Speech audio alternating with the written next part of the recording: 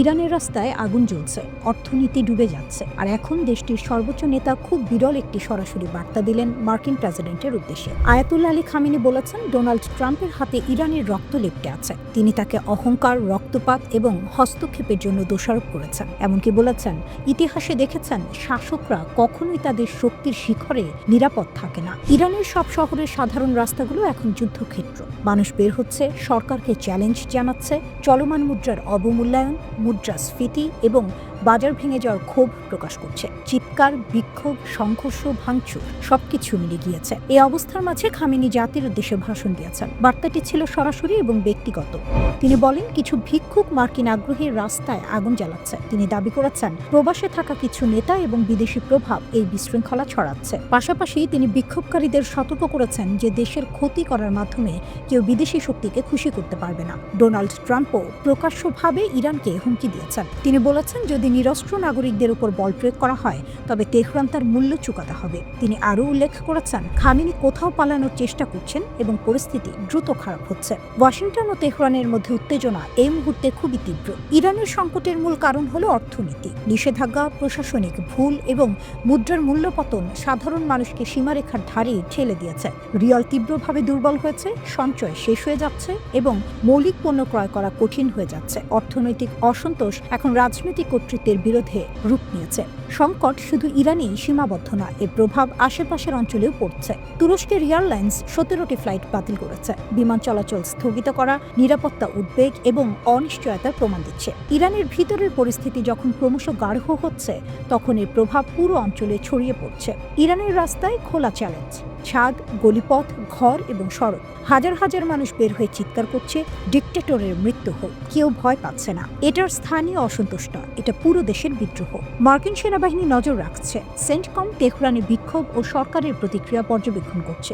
F-15E যুদ্ধ বিমান routine রোটেশনের অংশ হিসেবে মোতায়েন করা হয়েছে। বড় কোনো সেনা সমাবেশ নেই, তবে সতর্ক সংকেত স্পষ্ট। ওয়াশিংটন সরাসরি ইরানির জনগণের সঙ্গে কথা বলছে। মার্কিন স্টেট ডিপার্টমেন্ট পারস্য ভাষায় বার্তা দিয়েছে, ইরানিদের তাদের অধিকার রক্ষার জন্য ধন্যবাদ জানাচ্ছে। প্রবাসী ক্রাউন প্রিন্স রেজা পালভি জাতিকে সমর্থন জানাচ্ছেন। তিনি বলেছেন, আরও মানুষ রাস্তায় আসুক। বিক্ষোভের আগুনে তেহরানের সরকারি ভবনও জ্বলে উঠেছে। রাষ্ট্রীয় টেলিভিশনও এই ছবি সম্প্রচার করেছে। এরপর দেশ জুড়ে ইন্টারনেট এবং ফোন ব্ল্যাকআউট, বাজার বন্ধ, বেজারগুলো। মানবাধিকার গ্রুপ বলছে, অন্তত 41 জন নিহত, 2270 জন আটক। তবে বিক্ষোভ থেমে নেই। চিৎকার, আগুন সব মিলিয়ে ইরানের নেতৃত্ব এখন বছরের সবচেয়ে বড় পরীক্ষায়। পরবর্তী পদক্ষেপ ইরানের ভবিষ্যৎ নির্ধারণ করবে। হিজবুল্লাহ একা? ভুল। যুদ্ধটা হিজবুল্লাহ না, এক ঘোষণা। কাঁপছে মধ্যপ্রাচ্য। ইরান বলল, লড়াই চলবে। যুদ্ধের পেছনের আসল খেলোয়াড় দেখা যাচ্ছে না, কিন্তু সুতো এখানে। মধ্যপ্রাচ্য মানেই যেন এক রাবণের চিতা, চির অশান্তি। আর সেই আগুনে নতুন করে ঘি ঢালল ইরানের স্পষ্ট ঘোষণা। তেহরান জানিয়ে দিল, ইসরায়েলের বিরুদ্ধে লড়াইয়ে হিজবুল্লাহকে তারা অক্ষরে অক্ষরে সমর্থন দিয়ে যাবে। কথাটা বললেন খোদ ইরানের সর্বোচ্চ নেতার জ্যেষ্ঠ উপদেষ্টা আলী আকবর ভেলাতি। ভাষা ছিল কেতাদুরস্ত, কিন্তু বার্তা ছিল আগুনের মতো। ইরানের চোখে হিজবুল্লাহ শুধু একটি সশস্ত্র গোষ্ঠী নয়, এটি প্রতিরোধ অক্ষ, এর পালের কাদা। এই অক্ষের ভেতর আছে হামাস, হুথি, একটি পূর্ণাঙ্গ নেটওয়ার্ক। বহু বছর ধরে ইরান এই নেটওয়ার্ক গড়ে তুলেছে নিখাত পরিকল্পনায়। দেখতে সাধারণ, তবে ভেতরে শক্ত। ভেলাতির ভাষায় হিজবুল্লাহ জায়নবাদের বিরুদ্ধে লড়াইয়ের অন্যতম স্তম্ভ। কথাটা শুনে অনেকের চক্ষু চড়ক গাছ, আবার কারো টনক নড়ে গেছে। গাজা যুদ্ধ শুরুর পর ইসরায়েল ও হিজবুল্লাহর মধ্যে টানাপোড়েন 1 বছরের বেশি সময় ধরে চলছে। যুক্তরাষ্ট্র ও ইসরায়েল লেবাননের ওপর চাপ বাড়াচ্ছে, হিজবুল্লাহকে নিরস্ত্র করতে হবে। কিন্তু এখানেই শুরু শাখির করাপ। একদিকে আন্তর্জাতিক চাপ, অন্যদিকে ইরানের ছায়া। হিজবুল্লাহ সাম্প্রতিক সংঘাতে দুর্বল হয়েছে, একথা অস্বীকার করার উপায় নেই। সিরিয়ায় বাশার আল আসাদের পতনে ইরানের সঙ্গে তাদের স্থলপথ নড়বড়ে। অনেকে ভেবেছিল এবার বুঝে হিজবুল্লাহ ঘাটের মরা, কিন্তু এখানেই ইরানের কৌশল। তারা জানে সময়ই আসল অস্ত্র। ক্ষণিকের ধাক্কা পদ্মপাতায় জল হতে পারে, কিন্তু দীর্ঘ লড়াইয়ে ইরান কই মাছের প্রাণ নিয়ে টিকে থাকে। ভেলাতির এক মন্তব্য লেবাননে আগুন ধরিয়ে দেয়। তিনি বলেন, লেবাননের জন্য হিজবুল্লাহ রুটির চেয়েও জরুরি। এতে ক্ষুব্ধ হন লেবাননের পররাষ্ট্রমন্ত্রী ইউসুফ রাজি। পাল্টা জবাবে তিনি বলেন, রুটি পানির চেয়েও আমাদের সার্বভৌমত্ব বড়। এখানেই প্রকাশ্যে হাটে হাড়ি ভাঙা লেবাননের অভ্যন্তরীণ রাজনীতিতে ইরানের প্রভাবের প্রশ্ন। এরপর ইরান কূটনৈতিক চাল দেয়। পররাষ্ট্রমন্ত্রী আব্বাস আরাকচি বৈরুতকে আলোচনার আমন্ত্রণ জানান, কিন্তু লেবানন তা প্রত্যাখ্যান করে। ইউসুফ রাজি সরাসরি বলেন ইরানের ভূমিকা অত্যন্ত নেতিবাচক। তার বক্তব্যে ইরান যেন কংস মামা। ইউসুফ রাজি অভিযোগ করেন ইরান গা ঢাকা দেয়া খেলছে, কিন্তু সুতো তার হাতে। তবু প্রশ্ন একটাই, ইরান এতটা আত্মবিশ্বাস পায় কোথা থেকে? উত্তর সহজ, ইরান জানে এ অঞ্চল গড্ডলিকা প্রবাহে চলে না। সবাই অনুকরণ করলেও কৌশল বানায় হাতে গোনা কয়েকজন রুই কাতলা। তেহরান সেই দলে। নিষেধাজ্ঞা, চাপ, সমালোচনা সব সত্ত্বেও তারা নেটওয়ার্ক ধরে রেখেছে। এটা কোনো ডুমুরের ফুল নয়, বরং বাস্তব শক্তির জাল। ইসরায়েলের সঙ্গে এই অহিনকুল শত্রুতা নতুন নয়, কিন্তু ইরান সরাসরি যুদ্ধে না গিয়ে অন্যদের দিয়ে খেলায় এটাই তাদের জিলাপির প্যাচ। কেউ বলে এটা ছলচাতুরি, কেউ বলে কৌশল। বাস্তবে এটা শক্তির ভিন্ন ভাষা। যেখানে অন্যরা উত্তেজনায় অগ্নিশর্মা, সেখানে ইরান ধীরে হাল ধরে। সব মিলিয়ে বলা যায় হিজবুল্লাহ একা নয়। ইরান স্পষ্ট করে দিল এই লড়াইয়ে তারা সাক্ষী গোপাল হয়ে থাকবে না। মধ্যপ্রাচ্যের এই খণ্ডপ্রলয়ের মধ্যে তেহরান আবারও দেখালো দৃশ্যমান না হয়েও তারা কতটা প্রভাবশালী। আর এই বাস্তবতা ইসরায়েলের জন্যই এক কঠিন মাথা ব্যথা।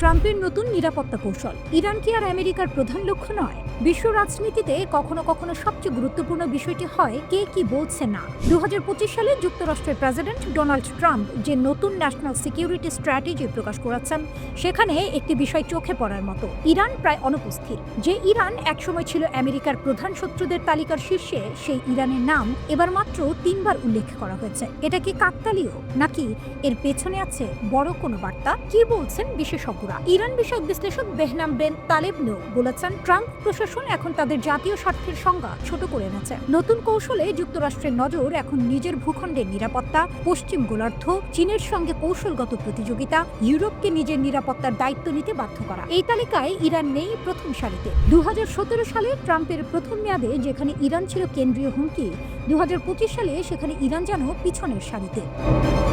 12 দিনের যুদ্ধের পর হিসাব বদল। ইরান ও ইসরায়েলের মধ্যে 12 দিনের যে সংঘাত হয়েছিল, তাতে আমেরিকাও অল্প সময়ের জন্য জড়িত হয়। ইরানের পারমাণবিক স্থাপনায় হামলা হয়। 30,000 পাউন্ড ওজনের বাংকার বাস্টার বোমা ব্যবহার করা হয়। B-2 স্টেলথ বোমারু বিমান আকাশে ওঠে। ট্রাম্প বলেছিলেন ইরানের পারমাণবিক কর্মসূচি ধ্বংস হয়ে গেছে, কিন্তু মার্কিন গোয়েন্দা রিপোর্ট বলছে কর্মসূচি পিছিয়েছে, ধ্বংস হয়নি। এখানেই প্রশ্ন ওঠে, ইরান কি সত্যিই শেষ, নাকি ইরান এখনো খেলায় আছে? ইরান দুর্বল কিন্তু পরাজিত নয়। বিশেষজ্ঞদের মতে ইরান হয়তো সাময়িক ধাক্কা খেয়েছে, কিন্তু ইরান শেষ হয়ে যায়নি। ইরানের কাছে এখনো রয়েছে 400 কেজির বেশি উচ্চমাত্রায় সমৃদ্ধ ইউরেনিয়াম, পুনর্গঠিত ক্ষেপণাস্ত্র সক্ষমতা, ভবিষ্যৎ হামলার জবাব দেওয়ার স্পষ্ট ঘোষণা। ইরান বলেছে আর কোনো আক্রমণ হলে তারা শক্ত হাতে জবাব দেবে। এটাই ইরানের শক্তি, চাপের মধ্যেও আত্মবিশ্বাস। আমেরিকা কি মধ্যপ্রাচ্য থেকে সরে আসছে? নতুন নিরাপত্তা কৌশল দেখে মনে হচ্ছে যুক্তরাষ্ট্র ধীরে ধীরে মধ্যপ্রাচ্য থেকে সরে আসতে চাইছে। গাজা যুদ্ধ, লেবাননে ইসরায়েল হিজবুল্লাহ উত্তেজনা, ইয়েমেনে হুথি হামলা, আসাদ পরবর্তী সিরিয়া, এইসব সংকটকে এই নথিতে বলা হয়েছে সমাধানের পথে। এর মানে আমেরিকা বলছে এগুলো আর তাদের প্রধান মাথা ব্যথা নয়। ইরানের জন্য সুযোগ। এই অবস্থান ইরানের জন্য এক ধরনের কৌশলগত সুযোগ। যখন আমেরিকা মনোযোগ সরাচ্ছে চীনের দিকে, তখন মধ্যপ্রাচ্যে নিজের জায়গা শক্ত করার সুযোগ পাচ্ছে ইরান। বিশেষজ্ঞ তালেবনও নিজেই বলেছেন ইরান দুর্বল হতে পারে, কিন্তু খেলা থেকে সরে যায়নি। এটাই সবচেয়ে গুরুত্বপূর্ণ কথা। নিষেধাজ্ঞা আছে, কিন্তু চাপ কম। ট্রাম্প প্রশাসন আবার নিষেধাজ্ঞার কথা বলছে, কিন্তু বাস্তবে ইরানের তেল রপ্তানি রেকর্ড পরিমাণে বেড়েছে। 2025 সালে একটিও নতুন মানবাধিকার নিষেধাজ্ঞা দেওয়া হয়নি। যখন কোনো দেশের নাম শত্রুর তালিকা থেকে ধীরে ধীরে হারিয়ে যায়, তখন সেটাকে অবহেলা বলা হয়, আবার স্বীকৃতিও বলা যায়। ট্রাম্পের নতুন কৌশল একটাই কথা বলছে, ইরানকে আর সহজে দমন করা যাবে না। আর ঠিক এখানেই ইরান হয়ে ওঠে নায়ক। কারণ যে দেশকে দমাতে গিয়ে আমেরিকা নিজেই ক্লান্ত, সেই দেশকে আর ছোট করে দেখা যায় না।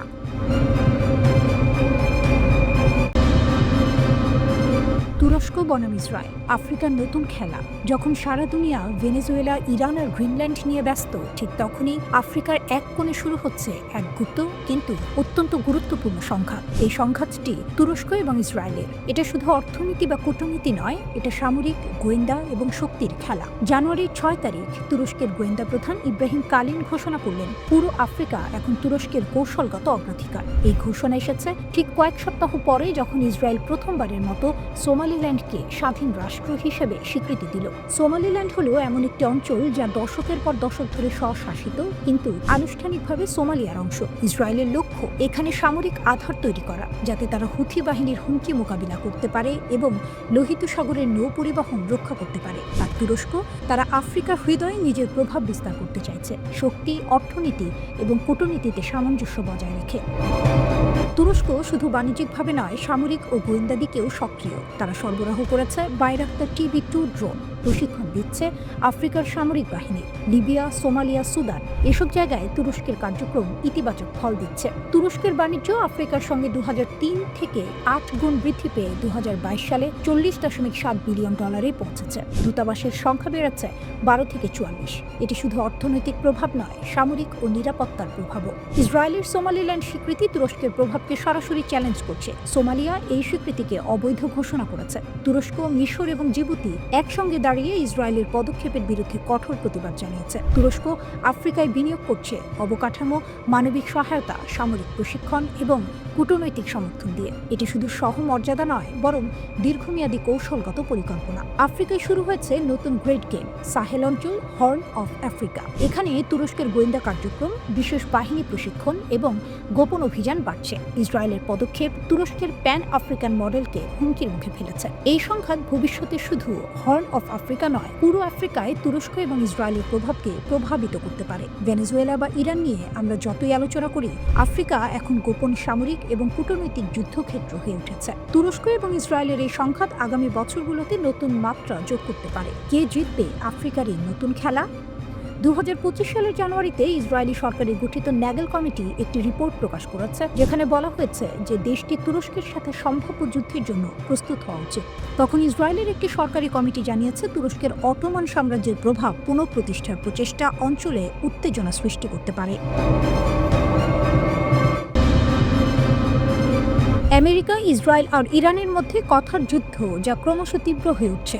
ডোনাল্ড ট্রাম্প আর ইসরায়েলের প্রধানমন্ত্রী বেনিয়ামিন নেতানিয়াহুর ফ্লোরিডায় মিটিংয়ের পর এই উত্তেজনা চরমে পৌঁছেছে। ট্রাম্প সরাসরি হুমকি দিয়েছেন, আর ইরান থেকে এসেছে কঠিন জবাব। একটি বাক্যযুদ্ধে পরিস্থিতি ক্রমশ তীব্র এবং জোরালো হয়ে উঠছে। ডোনাল্ড ট্রাম্পের একটি হুমকি আর ইরানের দৃঢ় প্রতিক্রিয়া। মিসাইল, পারমাণবিক অস্ত্র এবং লাল রেখা আবারও আলোচনার কেন্দ্রবিন্দুতে এসেছে, যখন ওয়াশিংটন শক্তি প্রয়োগের ইঙ্গিত দিচ্ছে। আর ইরান সতর্ক করেছে যে এর ফলাফলের প্রভাব ভুলে যাওয়া যাবে না। প্রথমে ট্রাম্পের কথা। নেতানিয়াহুর পাশে দাঁড়িয়ে তিনি বলেছেন, আমি আশা করি ইরান আবার নিউক্লিয়ার বা মিসাইল প্রোগ্রাম বাড়ানোর চেষ্টা করছে না। যদি করে, তাহলে আমরা খুব তাড়াতাড়ি সেই বিল্ড আপ ধ্বংস করে দেব। তিনি আরও বলেছেন যে আগের স্ট্রাইকের চেয়ে পরেরটা আরও শক্তিশালী হতে পারে। এমনকি B-2 বিমানের 37 ঘন্টার ফ্লাইটের ফুয়েল নষ্ট করতে চান না। এটা প্রথমবার যে ট্রাম্প সরাসরি ইরানের কনভেনশনাল মিসাইল প্রোগ্রামকেও টার্গেট করেছেন, যা ইরান তাদের প্রতিরক্ষার মূল অস্ত্র বলে মনে করে। ইরানের জবাব এসেছে তাৎক্ষণিক এবং কঠোর। প্রেসিডেন্ট মাসুদ পেজেশকিয়ান সোশ্যাল মিডিয়ায় লিখেছেন, যদি নতুন কোনো আগ্রাসন হয়, তাহলে জবাব হবে এতটাই কঠিন যে আগ্রাসীদের পস্তাতে হবে, আর সে পস্তানো ভুলতে পারবে না। সুপ্রিম লিডার খামেনির উপদেষ্টা আলী শামখানি বলেছেন, ইরানের মিসাইল ক্ষমতা কারো অনুমতির অপেক্ষায় নেই। কোনো ভুল হিসাব হলে জবাব হবে কল্পনার বাইরে। ইরান বারবার বলছে তাদের নিউক্লিয়ার প্রোগ্রাম শান্তিপূর্ণ। IAEA এর ইন্সপেকশন হয়েছে, অস্ত্র বানানোর কোনো প্রমাণ নেই। মিসাইলও শুধু প্রতিরক্ষার জন্য, চারপাশে আমেরিকান বেজ আর শত্রু দেশ থাকলে এটা তাদের ঢাল। এখানে ইরানের শক্তির কথা বলতেই হবে। জুন 2025-এ ইসরায়েল আর আমেরিকা মিলে ইরানের নিউক্লিয়ার সাইটে বড় হামলা করেছে। অনেকে ভেবেছিল ইরান অনেকটা দুর্বল হয়ে যাবে, কিন্তু মাত্র 6 মাসের মধ্যে ইরান ফিরে এসেছে আরও শক্তিশালী হয়ে। তারা নতুন নিউক্লিয়ার অগ্রগতি ঘোষণা করেছে, রাশিয়ার সাহায্যে 3টে স্যাটেলাইট লঞ্চ করেছে, মিসাইল ড্রিল চালিয়েছে। এটা দেখাচ্ছে ইরানের রেজিলিয়েন্স বা সহনশীলতা কতটা। স্যাংশন, যুদ্ধ, চাপের মধ্যেও তারা পিছু হচ্ছে না। এই আত্মবিশ্বাসই তাদের শক্তি। রাশিয়া এর মধ্যে শান্তির আহ্বান জানিয়েছে। ক্রেমলিন বলছে সংযম রাখতে হবে, ডায়ালগ দরকার, এসকেলেশন কারো জন্য ভালো না। কিন্তু ট্রাম্প আর নেতানিয়াহু যেভাবে কথা বলছেন, তাতে মনে হচ্ছে তারা ফোর্স দেখাতে প্রস্তুত। ইরানও বলছে তারা চুপ করে থাকবে না। এটা ডিপ্লোম্যাসি নয়, এটা ডিটারেন্সের খেলা, কে কতটা শক্তিশালী তা দেখানো। এই উত্তেজনা খুবই বিপজ্জনক। একটা ভুল হিসাব হলেই কথার যুদ্ধ সত্যিকারের যুদ্ধে রূপ নিতে পারে। মধ্যপ্রাচ্যে আবার আগুন জ্বললে তার প্রভাব পুরো বিশ্বে পড়বে। ইরানের এই দৃঢ়তা দেখাচ্ছে তারা প্রস্তুত। মস্কো সংযমের আহ্বান জানিয়েছে। ক্রেমলিন সংলাপের জন্য আহ্বান জানিয়েছে এবং সতর্ক করেছে যে কোনো পদক্ষেপ যা অঞ্চলকে বিস্তৃত সংঘর্ষের দিকে ঠেলে দিতে পারে তা গ্রহণযোগ্য নয়। রাশিয়া জোর দিয়েছে যে উত্তেজনা কারোর উপকারে আসবে না। ইরান কি আবারও বড় ধরনের সংঘাতের জন্য প্রস্তুত? যে কোনো হুমকির জবাব দিতে কতটা সক্ষম তেহরান? এই প্রশ্নগুলোর উত্তর খুঁজতে হলে আমাদের তাকাতে হবে ইরানের সামরিক নেতৃত্বের সর্বশেষ বক্তব্যের দিকে, কারণ যুদ্ধ শেষ হলেও প্রস্তুতির গল্প এখানেই থেমে নেই। ইরানি সেনাবাহিনীর গ্রাউন্ড ফোর্সের কমান্ডার ব্রিগেডিয়ার জেনারেল আলী জাহান শাহী স্পষ্ট ভাষায় জানিয়েছেন, ইরানের সব সেনা ইউনিট এখন যে কোনো হুমকি মোকাবিলায় সম্পূর্ণ প্রস্তুত। তার দাবি অনুযায়ী সক্ষমতা, সরঞ্জাম এবং প্রশিক্ষণ তিনটি ক্ষেত্রেই ইরানের সশস্ত্র বাহিনী বর্তমানে সর্বোচ্চ প্রস্তুতির অবস্থানে রয়েছে। কিন্তু প্রশ্ন হলো, এই আত্মবিশ্বাসের উৎস কোথায়? জেনারেল জাহান শাহী বারবার উল্লেখ করেছেন 12 দিনের যুদ্ধ এর অভিজ্ঞতার কথা। তার মতে এই সংঘাত ইরানের জন্য শুধু একটি যুদ্ধ ছিল না, বরং এটি ছিল একটি বাস্তব পরীক্ষাগার, যেখানে আধুনিক যুদ্ধের প্রায় সব উপাদান, সাইবার, ড্রোন, ক্ষেপণাস্ত্র, মনস্তাত্ত্বিক চাপ সবকিছুরই সম্মুখীন হয়েছে ইরান। তিনি বলেন, সর্বোচ্চ ধর্মীয় নেতা আয়াতুল্লাহ আলী খামেনির সরাসরি নির্দেশনা ও দিক নির্দেশনায় যুদ্ধ পরবর্তী সময়ে ইরানের সামরিক প্রস্তুতি বহুগুণে বেড়েছে। শুধু কৌশলগত পরিবর্তন নয়, বরং পুরো কমান্ড কাঠামো ও যুদ্ধ প্রস্তুতির দর্শনেই এসেছে রদবদল। এখানে একটি গুরুত্বপূর্ণ বিষয় আছে। ইরান বারবার জোর দিয়ে বলছে তাদের সামরিক শক্তির বড় অংশই দেশীয় সক্ষমতার উপর নির্ভরশীল। জেনারেল জাহান শাহীর ভাষায়, অত্যাধুনিক প্রযুক্তিতে ইরানের যে অগ্রগতি, তার পেছনে রয়েছে আত্মনির্ভরশীলতা, আত্মবিশ্বাস এবং নিজস্ব প্রযুক্তি উন্নয়নের প্রতি দৃঢ় বিশ্বাস। 12 দিনের যুদ্ধের প্রসঙ্গ টেনে তিনি বলেন, ইসরায়েল, যুক্তরাষ্ট্র ও ন্যাটোর সহায়তায় অত্যাধুনিক বৈশ্বিক প্রযুক্তি ব্যবহার করে এই যুদ্ধ শুরু করেছিল। পরিকল্পনা ছিল অত্যন্ত সুপরিকল্পিত। শত্রুপক্ষ বিশ্বাস করেছিল এই সংঘাতের মধ্য দিয়েই ইরানের শাসন ব্যবস্থাকে ভেঙে ফেলা যাবে, কিন্তু বাস্তবতা ছিল ভিন্ন। জেনারেল জাহান শাহী স্বীকার করেন, এই যুদ্ধে ইরান ক্ষতির সম্মুখীন হয়েছে। বেশ কয়েকজন সিনিয়র কমান্ডার শহীদ হয়েছেন, মোট 58 জন সেনা প্রাণ দিয়েছেন। কিন্তু তার মতে মূল লক্ষ্য অর্জনে শত্রু পুরোপুরি ব্যর্থ হয়েছে। বরং এই যুদ্ধ ইরানের ক্ষেপণাস্ত্র সক্ষমতাকে নতুন করে সামনে এনেছে। ইরান দাবি করে, সংঘাতের সময় তাদের ক্ষেপণাস্ত্র হামলা শত্রুপক্ষের ওপর তীব্র সামরিক ও মনস্তাত্ত্বিক চাপ সৃষ্টি করেছে। বিশেষ করে দখলকৃত অঞ্চলের বিভিন্ন শহরে হামলা ইসরায়েলের নিরাপত্তা ধারণাকেই প্রশ্নের মুখে ফেলেছে। সংঘাতের পেছনের টাইমলাইন দেখলেও বিষয়টি পরিষ্কার হয়। 13 জুন ইসরায়েল ইরানের বিরুদ্ধে আগ্রাসী যুদ্ধ শুরু করে। 12 দিন ধরে ইরানের সামরিক স্থাপনা, পারমাণবিক কেন্দ্র এবং এমনকি আবাসিক এলাকাও লক্ষ্যবস্তুতে পরিণত হয়। পরিস্থিতি আরও ভয়াবহ হয়ে ওঠে 22 জুন, যখন যুক্তরাষ্ট্র সরাসরি যুদ্ধে জড়িয়ে পড়ে। সেদিন নাতানজ, ফোর্দো ও ইস্পাহানের 3টি গুরুত্বপূর্ণ পারমাণবিক স্থাপনায় হামলা চালানো হয়। এর জবাব আসে দ্রুত।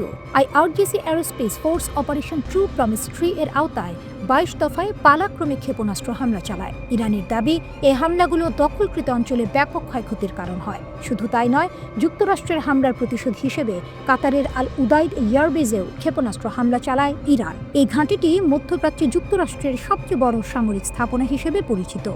সবশেষে 24 জুন একটি যুদ্ধবিরতির মাধ্যমে সংঘর্ষ থামে, কিন্তু জেনারেল জাহান শাহীর বক্তব্যে একটি বার্তা খুব স্পষ্ট।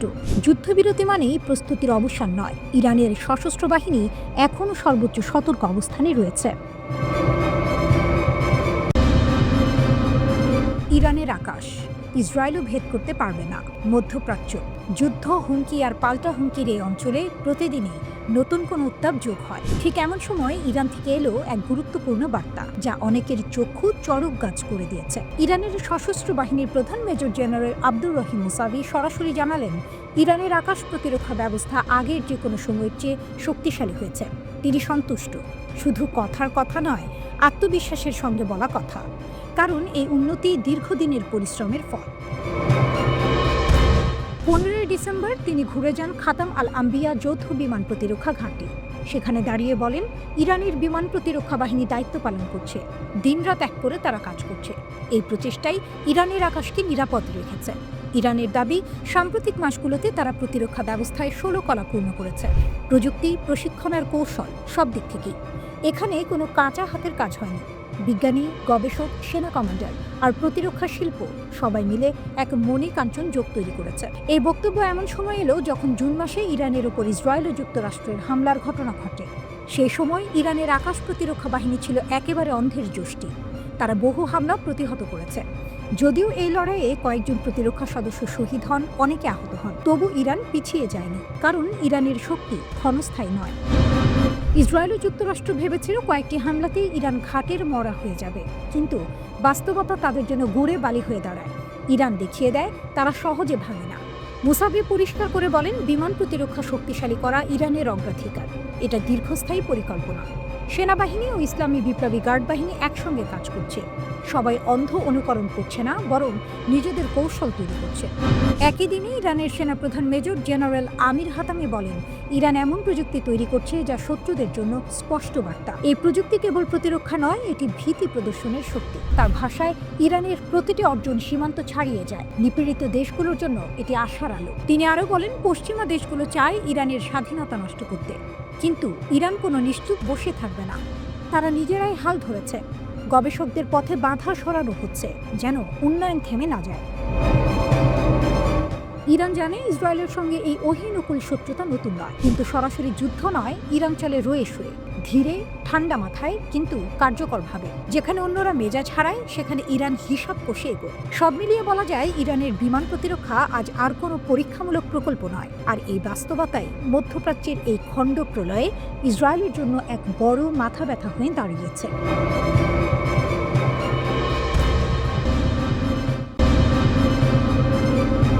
ইরানের ভেতরের চলমান অস্থিরতার কারণে ইসরায়েল তাদের যুদ্ধ প্রস্তুতি দ্রুততর করছে। হিব্রু গণমাধ্যমের খবর অনুযায়ী, ইসরায়েলের রাজনৈতিক নেতৃত্ব এই বিক্ষোভকে একটি গুরুত্বপূর্ণ ও নাটকীয় ঘটনা হিসেবে দেখছে। তাদের আশঙ্কা, ক্ষমতা হারানোর ভয় থেকে তেহরান হঠাৎ করে ইসরায়েলের ওপর হামলা চালাতে পারে। প্রতিবেদনে বলা হয়, ইসরায়েলি সেনাবাহিনী ইরানকে কেন্দ্র করে বহু ফ্রন্টে যুদ্ধের প্রস্তুতি জোরদার করছে। এই সম্ভাব্য যুদ্ধে ইরান ছাড়াও লেবানন এবং অধিকৃত পশ্চিম তীর অন্তর্ভুক্ত থাকতে পারে। এসব প্রস্তুতি ইসরায়েলের দীর্ঘমেয়াদী সামরিক পরিকল্পনার অংশ, যা 2030 সাল পর্যন্ত বিস্তৃত। একজন সিনিয়র ইসরায়েলি কর্মকর্তা চ্যানেল 12-কে বলেন, ইসরায়েল ইরানের বিক্ষোভ নিয়ে প্রকাশ্যে কোনো মন্তব্য করছে না, তবে রাজনৈতিক নেতৃত্ব বিষয়টিকে নাটকীয় ঘটনা হিসেবে দেখছে। প্রতিবেদন অনুযায়ী, যুক্তরাষ্ট্র সফরের সময় ইসরায়েলের প্রধানমন্ত্রী বেনিয়ামিন নেতানিয়াহু ইরানের বিক্ষোভ নিয়ে বিভিন্ন আলোচনা ও পরামর্শ করেছেন। আইডিএফ যে যুদ্ধ পরিকল্পনা তৈরি করছে, তাতে একটি আশঙ্কাকে গুরুত্ব দেওয়া হচ্ছে। ইরানের শাসক গোষ্ঠী নিজেদের ক্ষমতা রক্ষা করতে ইসরায়েলের উপর হঠাৎ হামলার সিদ্ধান্ত নিতে পারে, যাতে দেশের ভেতরের আন্দোলন দমন করা যায়। প্রতিবেদনে আরও বলা হয়েছে, ইরান ও তাদের আঞ্চলিক সশস্ত্র গোষ্ঠীগুলোর সঙ্গে একটি বড় ধরনের সারপ্রাইজ যুদ্ধ হলে সেখানে প্রথমবারের মতো মহাকাশ থেকে এবং মহাকাশে ইসরায়েলি হামলার সম্ভাবনাও থাকতে পারে। নিউজ ম্যাক্সকে দেয়া এক সাক্ষাৎকারে নেতানিয়াহু বলেন, ইরানের নেতারা নিজেদের জনগণের ভবিষ্যৎ নষ্ট করাচ্ছে। তাদের মতে পরিবর্তন আসবে ইরানের ভেতর থেকে। তিনি বলেন, এটা ইরানি জনগণের বিষয়। আমরা বুঝি তারা কি পরিস্থিতির মধ্যে দিয়ে যাচ্ছে এবং আমরা তাদের প্রতি সহানুভূতিশীল।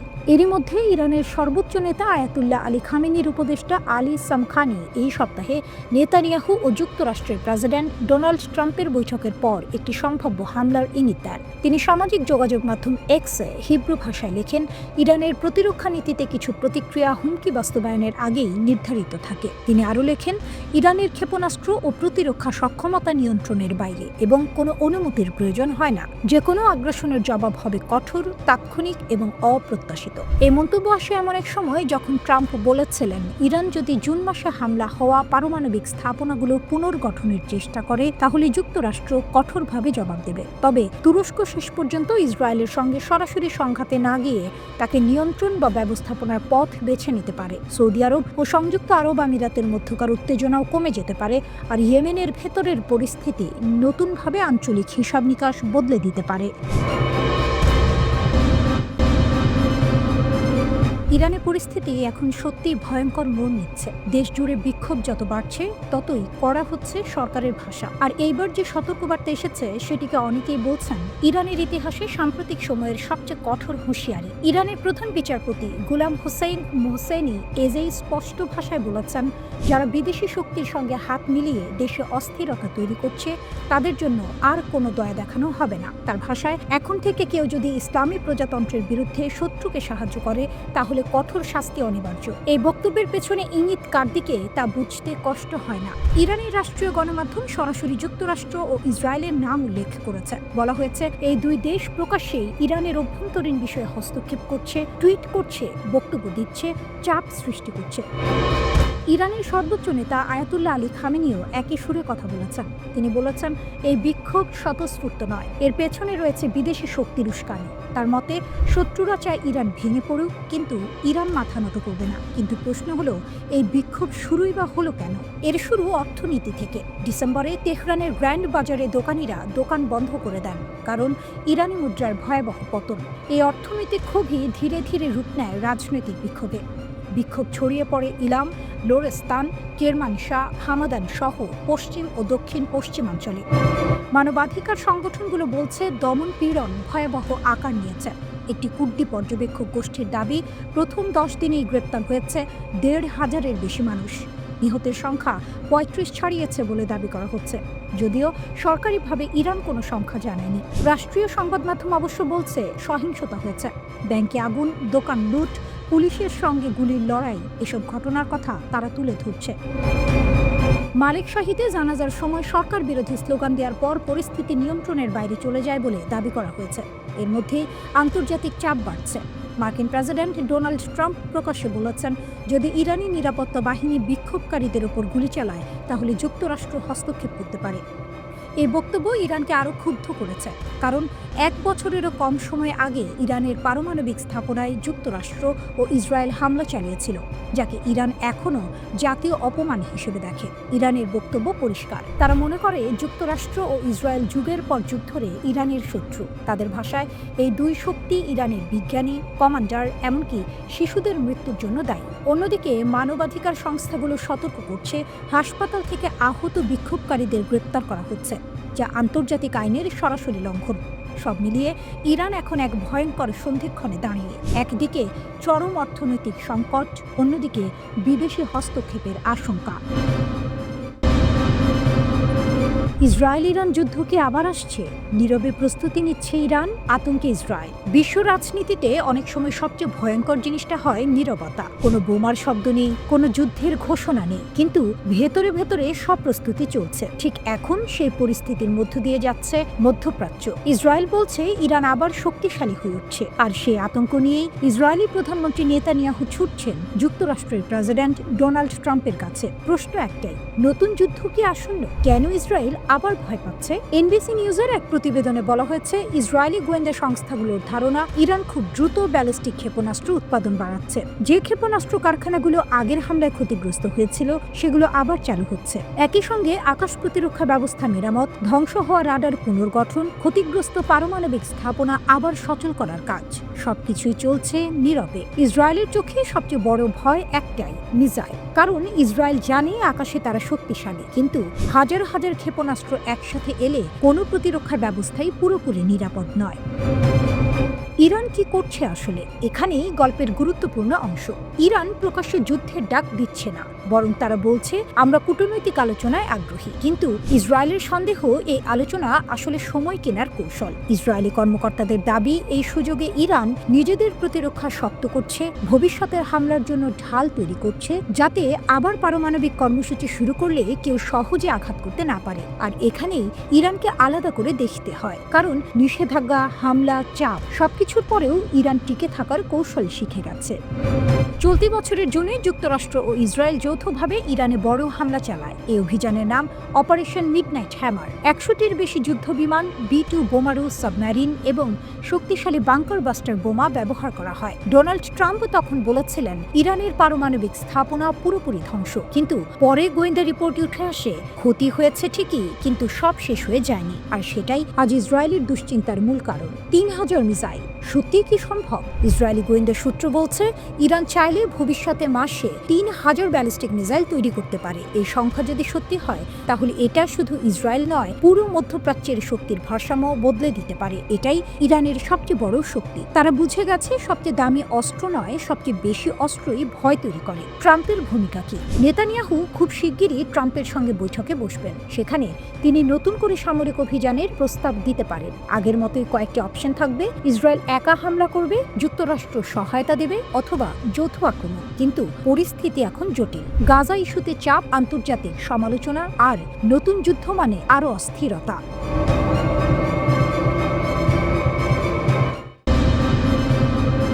পারস্য উপসাগরে আবার উত্তেজনা। ইরান কেন একটি তেল ট্যাঙ্কার জব্দ করল? এটা কি শুধু চোরাচালান আটক, নাকি বড় কোনো ভূ রাজনৈতিক বার্তা? সম্প্রতি ইরান পারস্য উপসাগরে একটি বিদেশি তেল ট্যাঙ্কার জব্দ করেছে। এই ট্যাঙ্কারটি ছোট নৌকা থেকে চোরাই জ্বালানি নিয়ে তা বড় জাহাজে সরবরাহ করছিল, যেগুলো উপসাগরের বাইরে কাজ করছিল।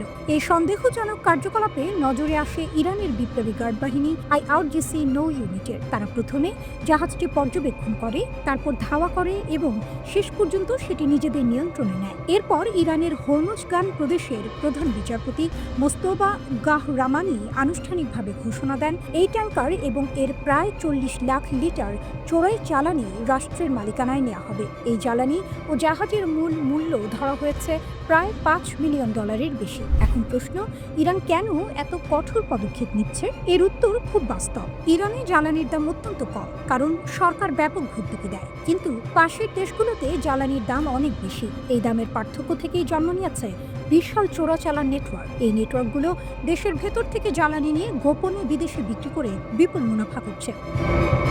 ইরানের বিচার বিভাগ বলছে, এভাবে চোরাচালান হলে দেশের অর্থনীতি ক্ষতিগ্রস্ত হয়, বিশেষ করে এমন সময়ে যখন ইরান কঠিন অর্থনৈতিক চাপের মধ্যে রয়েছে। তাই বিচার বিভাগের প্রধানের নির্দেশে এখন এই চোরাচালান নেটওয়ার্কগুলোর বিরুদ্ধে কঠোর অভিযান চলছে। এই অভিযানে জব্দ হওয়া ট্যাঙ্কারে ছিল 16 জন বিদেশি ক্রু সদস্য। তাদের আটক করে আইনি প্রক্রিয়ার আওতায় নেওয়া হয়েছে।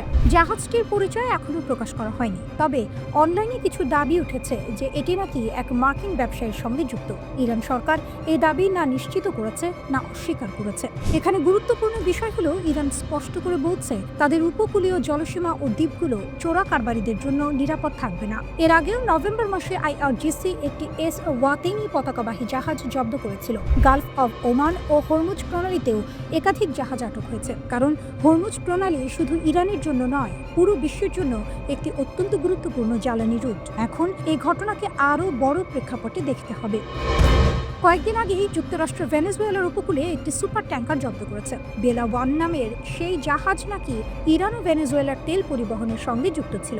যদিও জাহাজটি তখন খালি ছিল, তবু যুক্তরাষ্ট্র বলছে এটি আগে নিষেধাজ্ঞা লঙ্ঘন করেছে। এই জাহাজ ধাওয়ার সময় একবার মার্কিন বাহিনী ব্যর্থ হয়, শেষ পর্যন্ত বহুদিন পর সেটিকে আটক করা হয়। ইরান, ভেনেজুয়েলা, রাশিয়া ও চীন সবাই এই ধরনের জব্দকে সমুদ্র দস্যুতা বলে আখ্যা দিয়েছে। ইরানের পার্লামেন্টে 150 জনের বেশি সাংসদ যুক্তরাষ্ট্রের বিরুদ্ধে অভিযোগ তুলেছেন। তাদের মতে এ ধরনের অভিযান আন্তর্জাতিক আইন লঙ্ঘন করছে। তাহলে আসল ছবি কি? একদিকে ইরান বলছে তারা নিজেদের সম্পদ রক্ষা করছে, অন্যদিকে যুক্তরাষ্ট্র বলছে তারা নিষেধাজ্ঞা কার্যকর করছে। এই টানাপোড়েনে তেল ট্যাঙ্কারগুলো এখন শুধু জাহাজ নয়, এগুলো হয়ে উঠেছে ভূ রাজনৈতিক দাবার ঘুঁটি।